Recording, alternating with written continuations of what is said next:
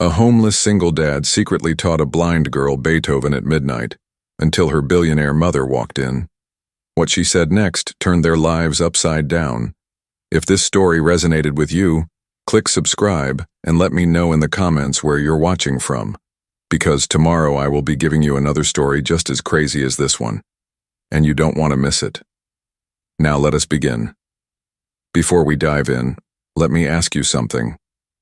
Have you ever judged someone by how they looked, only to later realize they were carrying a story you never could have imagined?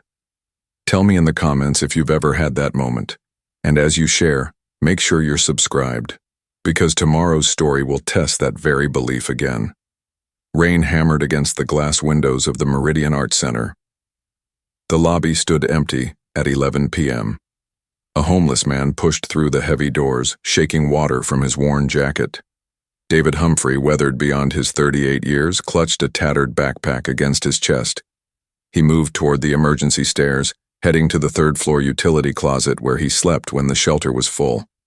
Then he heard it. Piano notes, hesitant and broken, drifting down from the second floor. He stopped, listened. Then he walked toward the sound. Through the half-open door of the practice room, he saw a small girl sitting at a grand Steinway. She couldn't have been older than 8.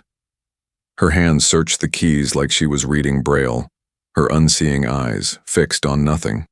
She played Für Elise, but the timing was wrong, the notes disconnected. David's calloused fingers twitched with muscle memory. He should have left. He didn't belong there. But something in her determination, in the way she refused to give up despite getting it wrong, pulled him forward. He stepped inside, sat at the bench beside her. "May I help you with that?" he asked softly. The girl turned her head toward his voice, her blank eyes searching.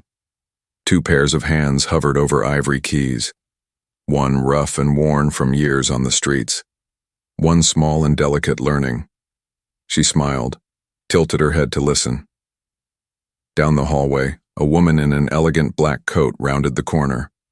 Victoria Ashford, 30 years old, tech billionaire, CEO of Ashford Industries. She had come to collect her daughter after another 16-hour workday, but she stopped when she heard 2 pianos playing together. One confident and masterful, one small and learning. She moved silently to the door, looked through the gap. A homeless man in threadbare clothes sat beside her daughter, teaching her the rhythm, showing her how to feel the spaces between notes. Tears streamed down Victoria's face. She didn't interrupt. She just watched. His name was David Humphrey, 38 years old, single father, homeless. He slept in utility closets and under overpasses. But David had not always been homeless. 8 years earlier, he had been principal pianist for the Chicago Symphony Orchestra. Critics called him a poet at the keys. His wife, Emma, and their 6-year-old daughter, Sophie, sat in the front row at every performance. Emma's smile was the only audience he needed. Then came the diagnosis: cancer, aggressive and cruel. 9 months later, she was gone. David stopped playing. The piano became a memory too painful to touch. The grief swallowed him whole. Then came the medical bills, mountains of debt that consumed his savings, his home, his future. He took work where he could find it, but the gaps between jobs grew longer. Eventually, there were no more jobs at all, just shelters and soup kitchens and sleeping under bridges. His daughter Sophie went to live with his sister in Portland, a decision that tore his heart in two. He sent every dollar he earned, living on nothing, so she could have something. He became invisible. Just another homeless man people stepped around on the sidewalk. But that night something pulled him back. The girl at the piano, she couldn't have been more than 8 years old. Her eyes didn't move, didn't focus.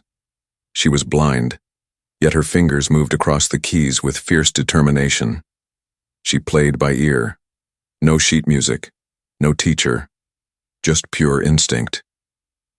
David recognized the melody, Beethoven's Für Elise, but the notes were incomplete, disconnected, like a puzzle with missing pieces. He watched her for a moment, Then he placed his hands on the keys. "You're close," he said softly. "But music isn't just about hitting the right keys. It's about feeling the space between the notes." The girl turned her head toward his voice. "Who are you?" "Just someone who knows a little about piano," David said. "What's your name?" "Sonia." "Beautiful name. Do you come here often, Sonia?" She nodded. "My mom works here. She's always busy, so I wait. And I play." It makes you wonder, how often do we get so busy chasing success that we forget what really matters? Comment, "I'm listening if you believe connection is worth more than money, and don't forget to hit like if this moment hit you somewhere deep." David noticed the silver bracelet on her wrist. Words were engraved on it. "Here with your heart." "That's a special bracelet," he said. Sonia touched it gently. "My dad gave it to me before he left." David didn't ask more. He understood loss. He understood loneliness. He understood absent parents and broken families. "Would you like me to show you something?" he asked. Sonia smiled. "Yes, please." David's hands found the keys. It had been so long, yet they remembered. He played Fur Elise the way it was meant to be played, not perfect but full of feeling. The notes flowed like water, each one connecting to the next, building the story Beethoven intended. Sonia listened, her face transforming. Her lips parted slightly, her head tilted toward the sound. "It sounds like moonlight on water," she whispered.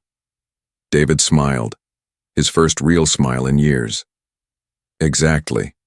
That's what Beethoven wanted you to feel."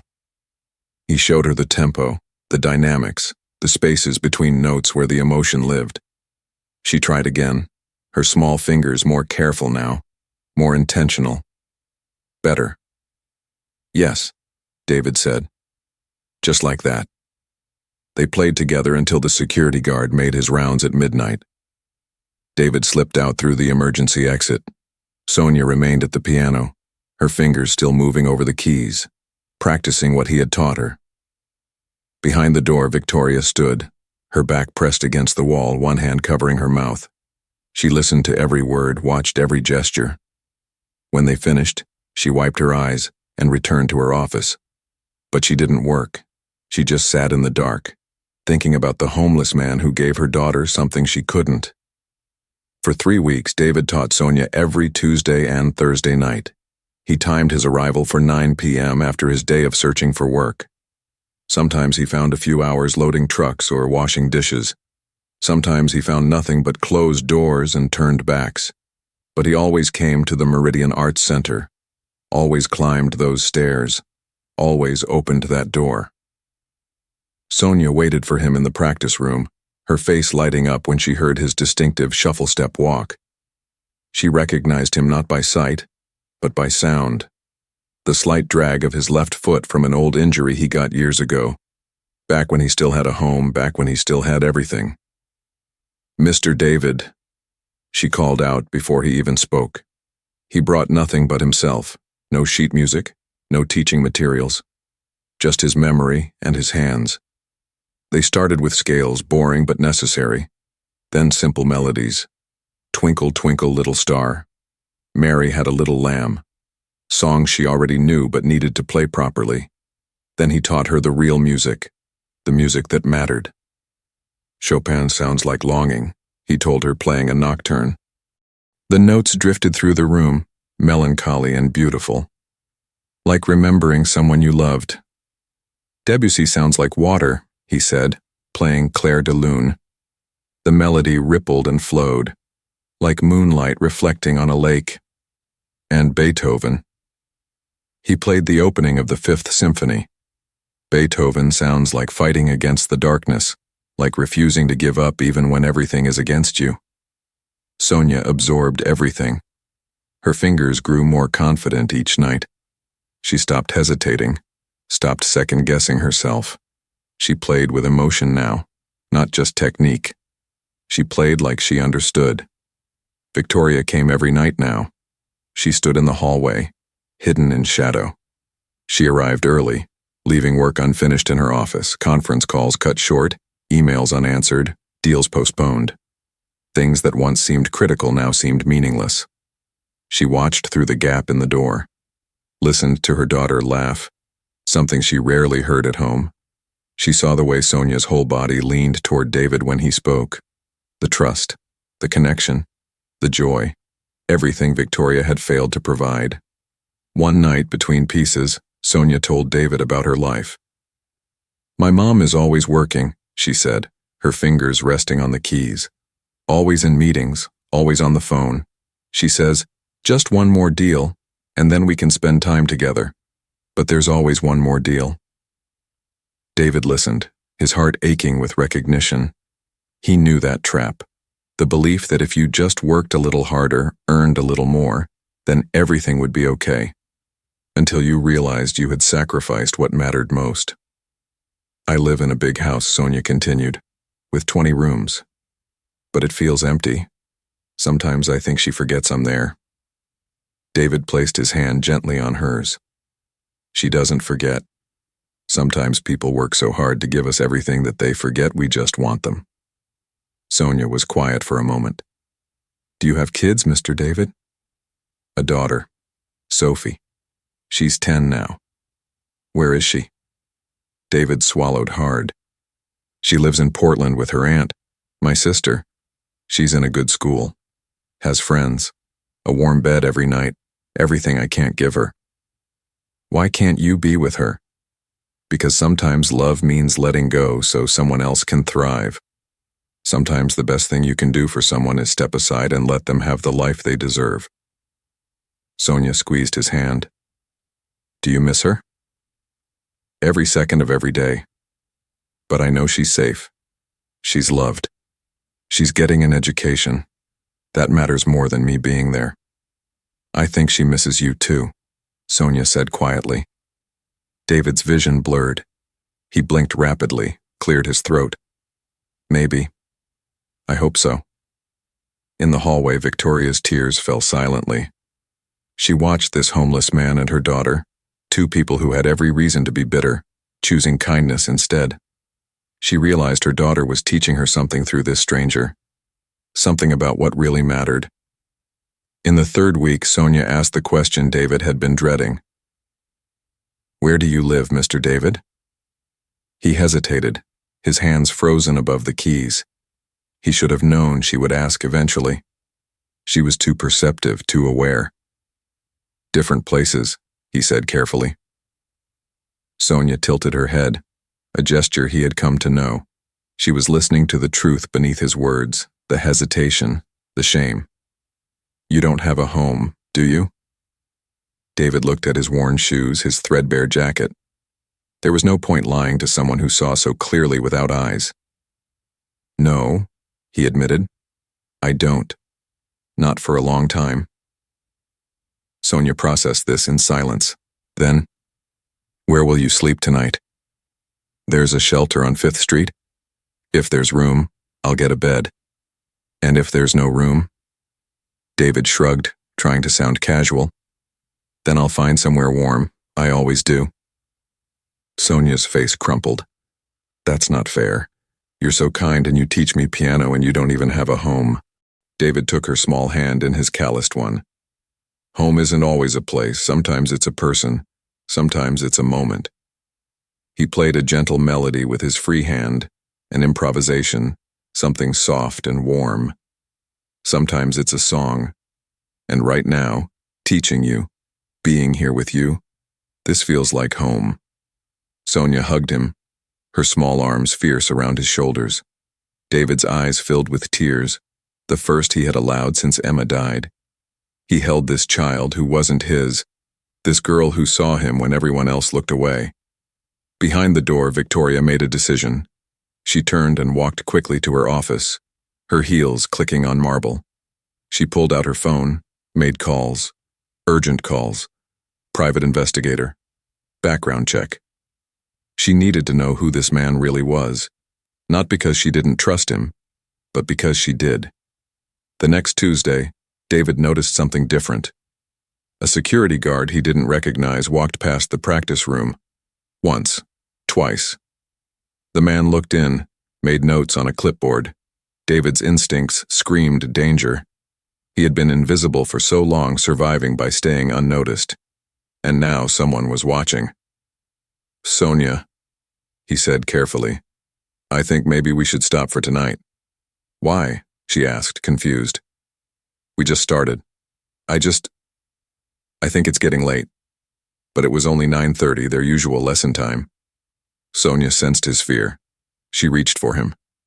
"Are you in trouble?" "No," David lied. "I'm just tired." He stood to leave.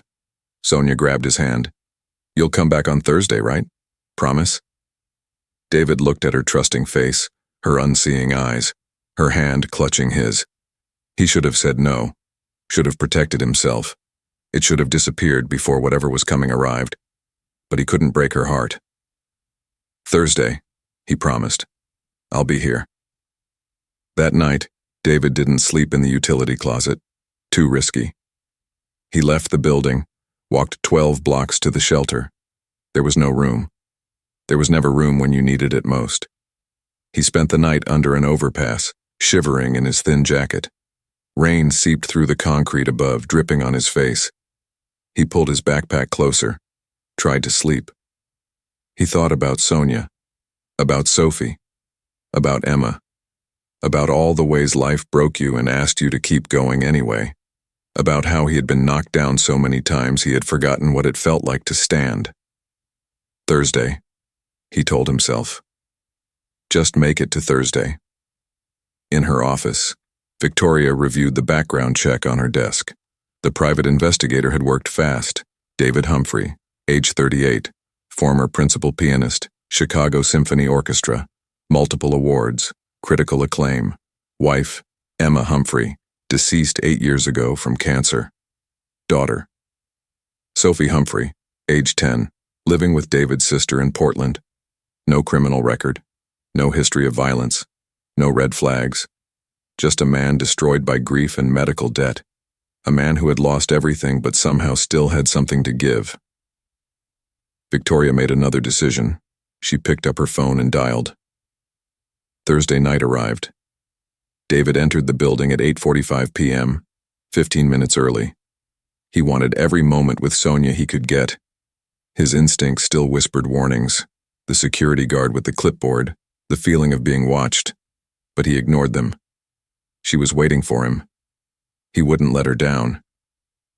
He climbed to the second floor, walked down the familiar hallway. His heart lifted when he saw light spilling from the practice room door. She was already there. "Mr. David," Sonia called out, her face bright with joy. She had heard his footsteps, recognized the shuffle-drag rhythm of his walk. "Hello, little one." He sat beside her at the piano. "Ready for something special tonight?" "Always." "Tonight I'm teaching you Schumann, Träumerei. It means dreaming." He played the opening notes. The melody was gentle, wistful, full of longing, like remembering something beautiful that was gone. Sonia listened, her head tilted. It's sad but happy at the same time. Exactly. That's what makes it perfect. He guided her through the piece, note by note. She followed, her small hands finding each key with growing confidence. She stumbled once, twice, then got it. The melody flowed from her fingers like she had been playing it all her life. "That's perfect," David said, his voice thick with pride. "You've come so far, Sonia. I'm so proud of you." She beamed. "Can we play it together?" "I'd love that." They played together, a duet, their hands dancing across two pianos. David closed his eyes, let the music wash over him. For the first time in 8 years, he felt whole. This was what he was meant to do, not mopping floors, not sleeping in utility closets. This, teaching, sharing music, making someone else's life better. Neither of them heard the footsteps in the hallway. Neither of them saw the security team gathering outside. The door burst open. David's eyes snapped open. 5 men poured into the room, 3 security guards, 2 police officers. Gerald, the head of security, led them. His face was hard, righteous. "Step away from the child," Gerald commanded. David stood immediately, hands raised. His stomach dropped. This was it. The moment he knew would come. I was just teaching her piano. We know exactly what you were doing, Gerald said coldly. We have you on video entering this building illegally, sleeping in the utility closet, trespassing after hours, and now we find you alone with a minor. Mr. David? Sonia jumped up from the piano bench, her hands reaching out. What's happening? Gerald moved between them. Stay back, Miss Ashford. This man is dangerous. He's not, Sonia cried. Tears streamed down her face. He's my teacher. He's my friend. The police moved forward. They grabbed David's arms, pulled them behind his back. Handcuffs clicked into place, cold metal against his wrists. David didn't resist. He had been there before. Different circumstances, same judgment. The suspicion, the assumption that poverty equaled danger, that homeless meant criminal. I'm sorry, Sonia, he said quietly. His voice broke. I'm so sorry. No. Sonia was crying now, reaching blindly for him. Gerald held her back. Let him go, please. He didn't do anything wrong. They dragged David toward the door. He looked back once, saw Sonia sobbing, her small hands grasping at air. His heart shattered. He had done this. He should have stayed away, should have protected her from the fallout of knowing him. Move, one of the officers said, shoving him forward. They dragged him through the hallway, down the stairs, into the lobby. David's mind raced. Arrest. Jail. He would lose the few dollars he had managed to save. Wouldn't be able to send money to Sophie. Wouldn't be able to see Sonia again. Everything he had been building, this small, fragile hope, was gone. They were dragging David through the lobby when a voice cut through the chaos. Stop! Everyone froze. The word echoed in the vast marble space. Victoria Ashford entered from the parking garage entrance. Her heels clicked on marble, sharp and precise. Her black coat was still damp from the rain. Her face was pale, her eyes fierce. Her assistant had called her 2 minutes ago. Urgent security situation involving her daughter. She had driven 90 miles an hour to get there, ran 3 red lights and didn't care. Release him immediately, she commanded. The officers looked confused. One of them said, Ma'am, this is a homeless man who's been trespassing. Who taught my daughter piano when I was too busy to notice she needed someone? Victoria interrupted. Her voice didn't waver, but her hands shook. She walked toward David, past the officers, past Gerald. She looked at him, really looked at him. Past the worn clothes, past the weathered face, past the handcuffs. She saw the man who had given her daughter joy. I've been watching, she said quietly. For 3 weeks I've stood outside that practice room. I've listened to him teach her, encourage her, care about her. She turned to Gerald. Her voice hardened. You saw a homeless man and assumed the worst. You didn't investigate. You didn't ask questions. You just called the police. Gerald stammered. I was following protocol, Miss Ashford. He was sleeping in our utility closet, entering the building illegally. So you arrested him for teaching my daughter piano? Victoria's voice turned to ice. For giving her something I couldn't? For making her laugh? For seeing her when everyone else, including me, looked away? She walked to David, looked directly into his eyes. I know who you are, Mr. Humphrey. Principal pianist, Chicago Symphony Orchestra. I know about your wife, your daughter, everything you've lost. David's eyes widened. She had investigated him. Of course she had. She was a billionaire. She had resources, power, things he hadn't had in years. I also know you've been sending every dollar you earn to your daughter in Portland, Victoria continued, living on nothing so she could have something. She turned to the officers. Remove the handcuffs. They hesitated. Now. The handcuffs came off. David rubbed his wrists. He didn't understand what was happening, didn't understand why she was helping him. Victoria addressed the room. This man is not a criminal. He's a teacher, A father, a musician who lost everything and somehow still has the capacity to give. If anyone in this building deserves respect, it's him. Gerald's face was red. Miss Ashford, I was just doing your job poorly, Victoria said. We'll discuss your future employment later. Right now, everyone except Mr. Humphrey and the officers leaves. The security guards filed out. Gerald lingered, then followed. Victoria looked at the police officers. There will be no charges. This was a misunderstanding. You can leave. Ma'am, we still need to leave, Victoria repeated. Now. They left. Victoria ordered David to follow her. They took the elevator to the top floor. Her office. It was massive, with floor-to-ceiling windows overlooking the city, glittering lights, endless possibilities. A world David hadn't been part of in so long. Sonia was already there, sitting in a chair. Her face was red from crying. When she heard David enter, she ran to him, wrapped her arms around his waist. Mr. David, I was so scared. I'm okay, sweetheart, I'm okay. Victoria sat behind her massive desk. Mr. Humphrey, please sit. David sat. Sonia stayed beside him, holding his hand. Victoria pulled out her checkbook, wrote quickly.